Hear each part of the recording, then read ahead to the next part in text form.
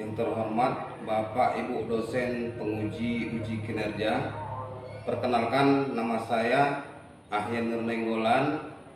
Saya sebagai guru sejarah kebudayaan Islam di Madrasah Sanawiyah Negeri Tebing Tinggi dan sebagai mahasiswa PPG dalam jabatan Kementerian Agama batch 3 periode 4 tahun 2025 LPTK UIN Sultan Haji Muhammad Idris Samarinda dengan NIM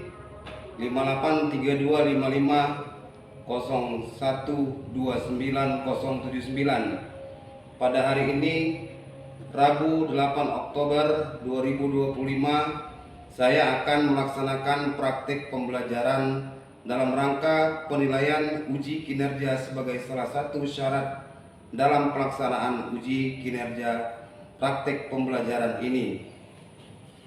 Ini saya lakukan di kelas 7 dengan materi kondisi masyarakat Mekah sebelum Islam berkembang. Berikut video pembelajaran, selamat menyaksikan. Demikian perkenalan saya. Sekian dan terima kasih. Wassalamualaikum warahmatullahi wabarakatuh. Assalamualaikum warahmatullahi wabarakatuh. Anak-anak, apa kabarnya? Sehat?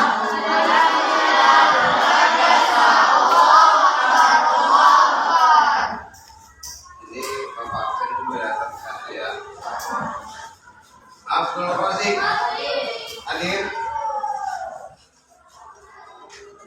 Adelia hadir.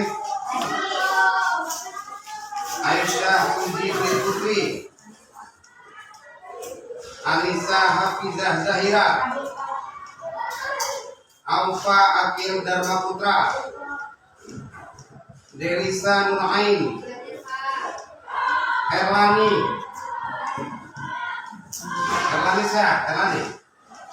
semangat sikit Erlani. Khairul Nizam, mana Khairul Nizam? Ya. Walita Akila Zahira, Muhammad Faiz Zakriyanda, Muhammad Farhan Armaja, Mayang Akifah Uswa, izin. Muhammad Rivaldo Pranata. Ya. Siapa yang ingin doa? Silakan, pimpin dulu doanya. Ayo.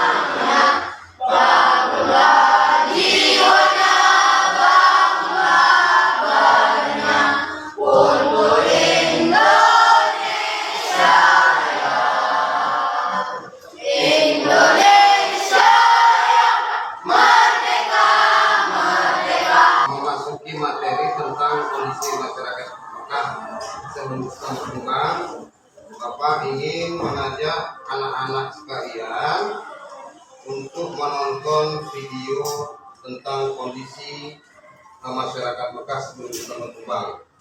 Kita nonton bersama-sama ya, anak-anak ya.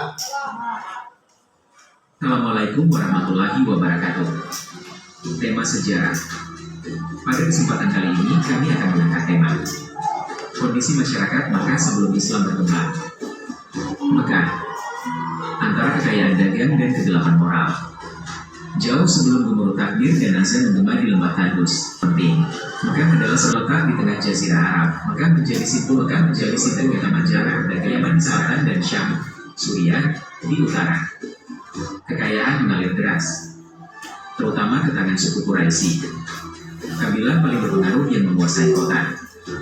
Namun, di balik hiruk-pikuk pasar dan kabilah dagang yang mewah, tersembunyi sebuah masyarakat yang terperosok dalam jurang ketidakpastian, spiritual dan moral yang dalam.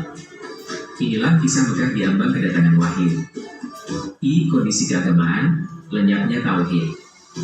Awalnya, Mekah dibangun di atas fondasi tauhid, keyakinan akan keesaan Tuhan, yang dibawa oleh Nabi Ibrahim Ismail AS. Mereka mendirikan Ka'bah sebagai rumah ibadah untuk Tuhan Yang Esa. Namun, berabad-abad berlalu, keyakinan itu tercemar. Seorang pembesar suku, Amr bin Luhai, konon membawa berhala pertama dari Syam dan meletakkannya di sekitar Ka'bah. Sejak saat itu, Ka'bah, pusat ibadah suci, berubah menjadi pusat politeisme. Dinding-dindingnya dan area sekitarnya dipenuhi lebih dari 360 berhala. Setiap suku yang datang berziarah memiliki berhala favorit mereka sendiri. Yang paling terkenal adalah Hubal, berhala utama Quraisy. Lata, Uzza, dan Manat.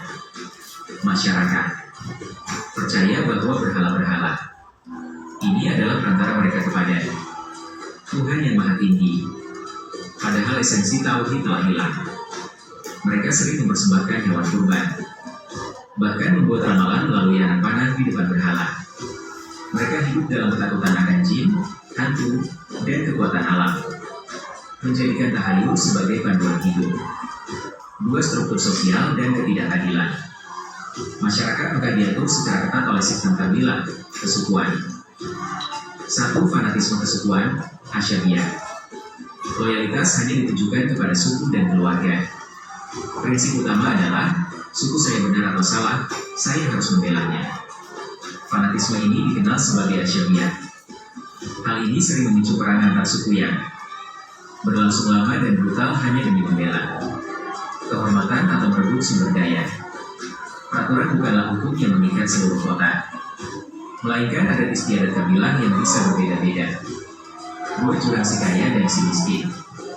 Suku Quraisy memegang kendali penuh atas kekuasaan politik dan ekonomi.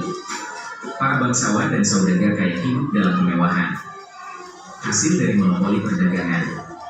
Sementara itu, kaum yang lemah, yatim, dan orang miskin hidup dalam kesengsaraan, sering menjadi korban eksploitasi. Tidak ada sistem sosial yang melindungi mereka. Tiga, perbudakan yang merajalela. Sistem perbudakan adalah pilar ekonomi dan sosial yang kejam. Mudah diperlakukan layaknya barang dagangan yang bisa dibeli, dijual, diwariskan, bahkan dibunuh sesuka hati majikan. Mereka tidak memiliki hak asasi manusia sedikit pun. Melakukan kejam terhadap budak seperti bila dikabar atau keluarga. Yasir adalah cerminan kondisi manusia. Tiga, degradasi moral. Delapan, kemanusiaan. Salah satu aspek paling lemah dari zaman jahiliyah adalah bentuknya nilai-nilai kemanusiaan dan moral. Satu, penghinaan terhadap wanita. Kaum perempuan berada di posisi yang sangat rendah. Mereka dianggap sebagai aib dan kata bergerak yang bisa diwarisi. Para lelaki bebas menikah tanpa batasan. Jumlah yang memiliki hak mutlak untuk menceraikan. Yang paling tragis adalah praktik luar hubungan, mengubur anak perempuan hidup-hidup. Banyak anak yang merasa malu atau takut miskin jika memiliki anak perempuan, sehingga mereka tega menghilangkan nyawa dari dirinya sendiri saat bayi. Dua, perilaku merusak. Kota-kota besar seperti Mekah juga menjadi sarana bagi perilaku merusak.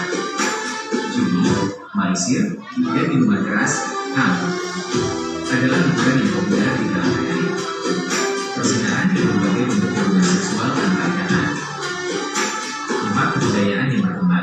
sastra dan retorika.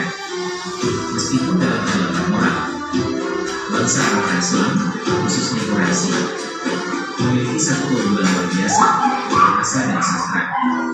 Mereka sangat menghargai puisi dan pidato, retorika. Seorang penyair dihargai setinggi-tingginya. Pasal-pasal musiman, seperti pasal tugas, adalah ajang kompetisi sastra di mana para penyair membacakan karya terbaik mereka. Unsur puisi terbaik dikenal sebagai Edulaka. Bahkan dianggap menjadi Quran sebagai penghargaan. Kecintaan pada bahasa yang tinggi inilah yang kemudian menjadi landasan bagi daya tarik. Al-Quran yang datang dengan mukjizat bahasa yang tak tertandingi, menantang para penyair tak hebat sekalipun. Penutup, kondisi masyarakat Mekah saat itu adalah tatanan yang rapuh, kaya secara materi, namun miskin secara spiritual dan moral. Kota itu membutuhkan lebih dari sekadar reformasi politik atau ekonomi. Dia membutuhkan revolusi. Oke, jadi dari video tadi kira-kira ada sedikit yang mau Bapak sampaikan, terutama kaum wanita, ya, terutama kaum wanita. Jadi di sini sebelum Islam berkembang di Mekah, para anak-anak perempuan itu tidak ada harganya.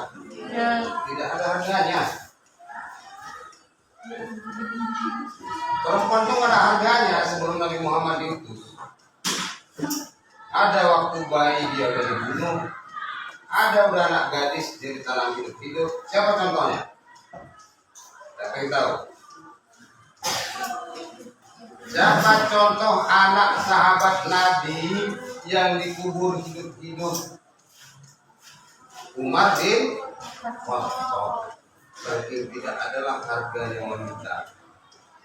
Dulu sebelum Islam berkembang di tanah Makkah itu, perempuan itu menjadi aib keluarga. Jadi aib keluar. Jadi bersyukurlah menjadi perempuan. Betul.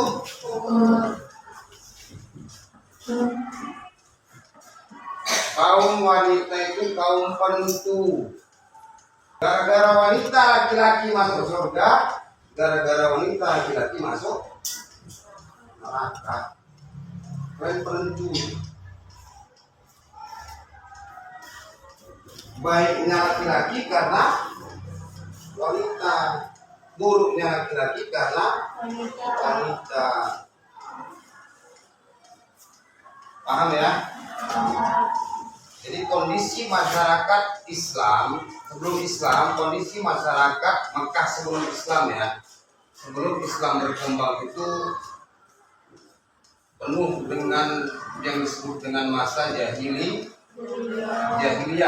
Apakah jahiliyah itu artinya bodoh? Ya. Apa arti jahiliyah itu? Apakah orang Arab jahiliyah itu tidak tahu matematika? Tahu. Tidak tahu biologi? Tahu.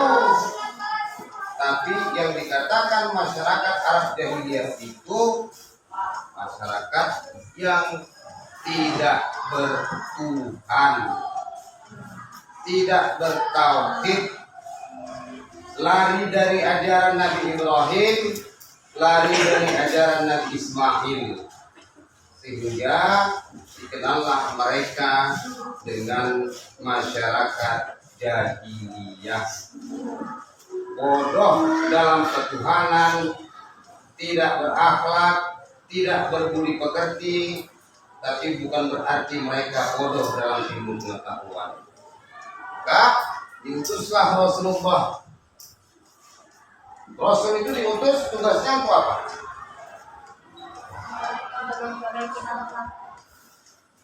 Wa ma bu'istu liutammima makarimal akhlak. Ya, utus kaum Muhammad kecuali untuk memperbaiki akhlak. Inti dari Nabi Muhammad itu diutus untuk memperbaiki akhlak. terutama di tanah Arab. Kenapa? Karena tanah Arab masyarakatnya sudah amburadul, tidak bertauhid, tidak bertuhan, bahkan berhala-berhalalah yang menjadi sembahan. Bukan Allah lagi sembahan, tapi berhala. Termasuklah di situ Hubal, Lata, Uzza, dan Manna. Itulah berhala-berhala, raja berhala. Yang dulunya raja-raja berhala itu dihancurkan oleh Nabi Ibrahim. Tahu sejarah Nabi Ibrahim menghancurkan berhala? Tahu? Dituduh Nabi Ibrahim berhala paling besar. Oh, itu menghancurkan, bukan saya. Kalau nggak percaya tanya tuh patung paling besar tuh. Kalau dia memang Tuhan kalian. Jadi gara-gara peristiwa itu dibakarlah Nabi Ibrahim. Dengan izin Allah terbakar nggak Nabi Ibrahim? Tidak, dibuat Allah api itu menjadi dingin. Ngerti? Kita lanjut ya.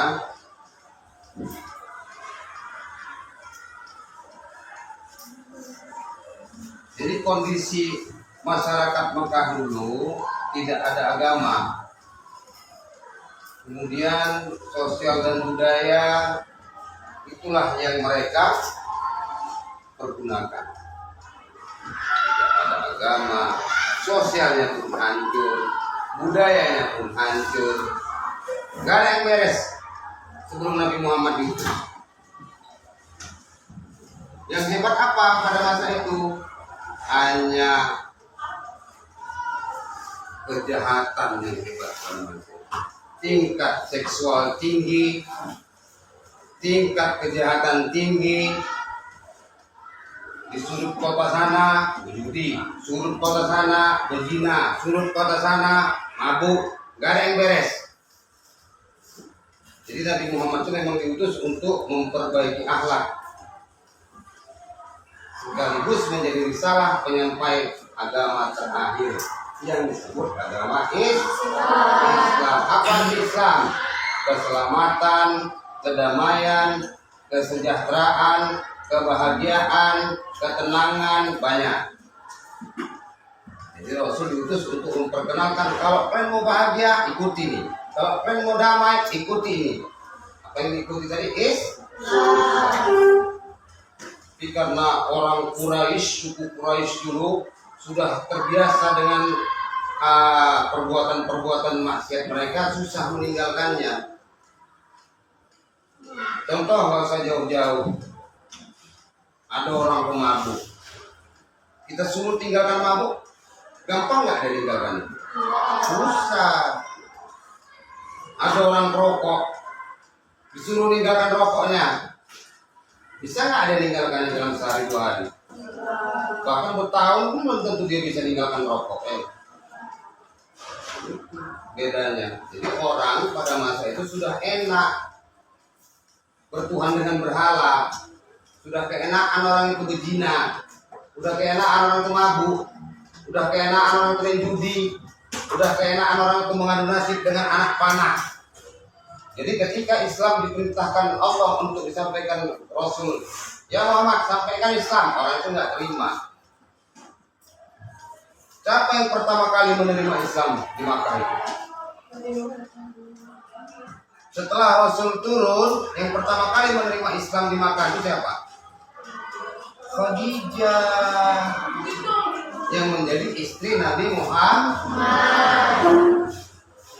Khadijah, maka digelarlah Khadijah itu sebagai Ummul Mukminin. Kalau setelah itu masuklah kedua. Siapa yang kedua masuk Islam setelah Khadijah? Abu Bakar. Setelah dia mengimani peristiwa Isra Mi'raj Nabi Muhammad, maka diberilah dia gelar As-Siddiq. Oke, kita lanjut ya. Jadi dulu sebelum Islam berkembang di Mekah itu banyak patung-patung berhala. Bahkan tadi di video yang kita tonton ada sebanyak 360 berhala. Setiap kafilah punya berhala masing-masing. Kafilah sana datang bawa berhala, kafilah sana datang punya berhala. Tapi ada bosnya berhala tadi, pulang tadi namanya Ubar, Data, Unsa, dan Manna. Oke, selanjutnya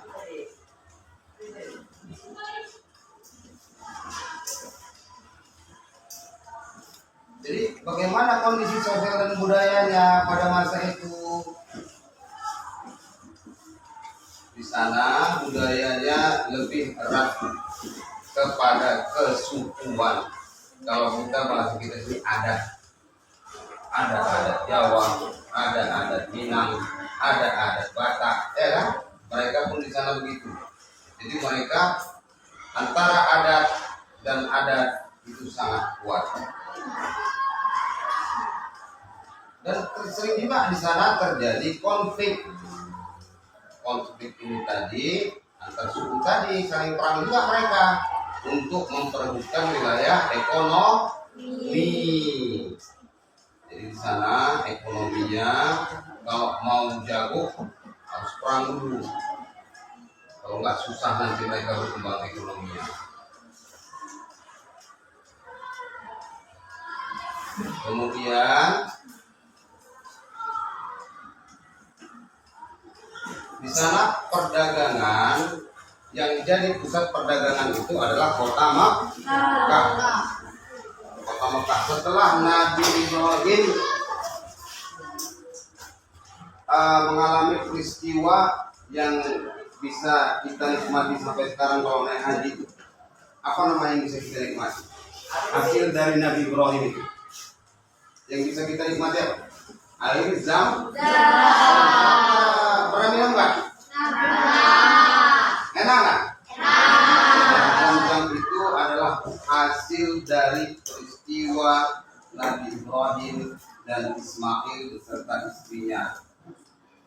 Dan air zam-zam itu menyebabkan Mekah lebih menjadi pusat perdagangan Jazirah Arab pada masa itu. Dan sampai sekarang air zam-zam itu sangat berfungsi untuk menghasilkan atau meningkatkan ekonomi kerajaan Arab Saudi. Oke, sekarang ya, apa akan membagikan lembar soal ini. Bapak harap kalian isi ya. Ini ya.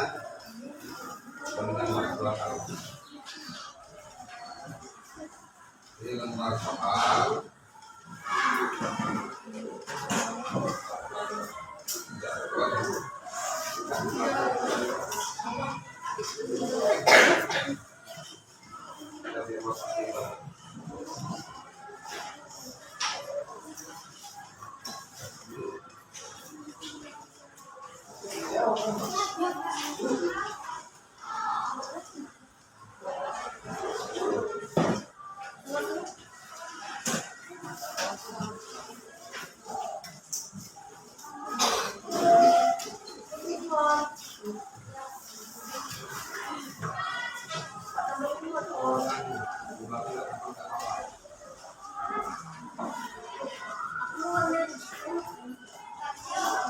Ya, Bapak.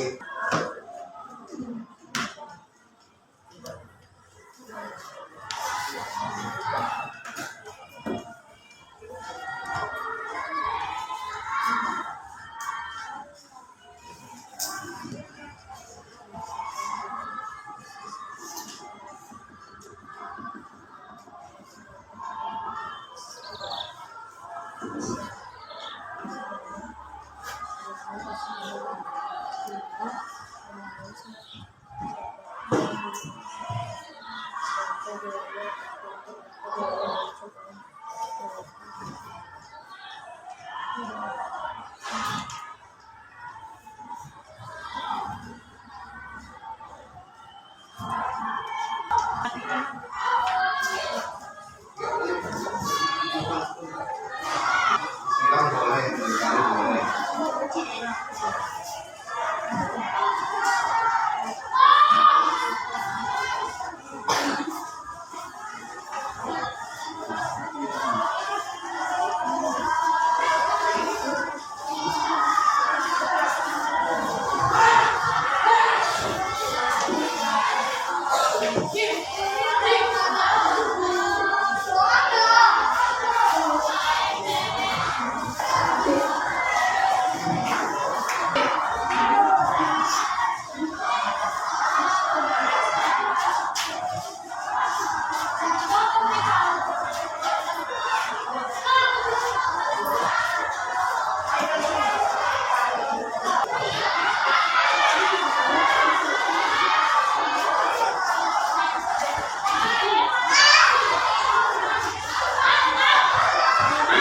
Oke, udah selesai.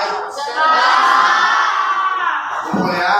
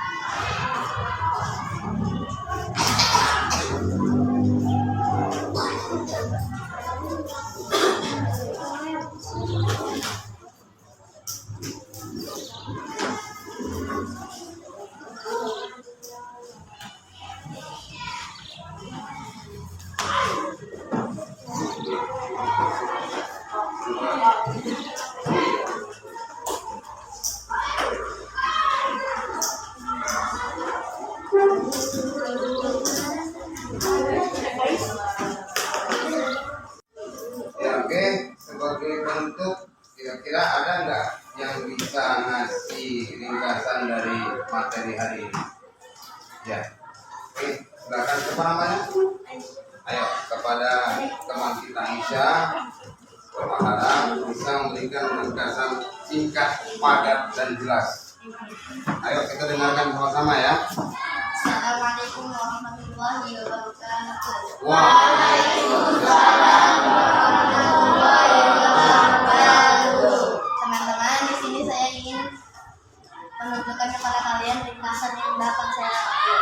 Kondisi masyarakat Mekah sebelum Islam berkembang sangat jauh dari kata tauhid, di mana kehidupan sosialnya sangat tidak teratur, sehingga menimbulkan kesenjangan sosial antara satu suku dengan suku yang lainnya. Demikianlah yang bisa saya sampaikan. Assalamualaikum warahmatullahi wabarakatuh. Waalaikumsalam warahmatullahi wabarakatuh. Ya, terima kasih Kak. Ya, terima kasih untuk hari ini kepada anak Bapak yang sudah bersedia mengikuti materi pelajaran dari awal sampai akhir tentang kondisi masyarakat Mekah sebelum Islam berkembang. Bapak harap untuk kedepannya tentang materi ini bisa jadi pembelajaran bagi kita sebagai umat Islam untuk dapat lebih merubah diri ya ke arah yang lebih baik. Mungkin untuk hari ini begitu saja. Bapak ucapkan terima kasih. Billahi taufiq wal hidayah. Assalamualaikum warahmatullahi wabarakatuh. Sebelum kita beranjak pulang, marilah kita sama-sama berdoa. Doa dimulai. Bismillahirrahmanirrahim.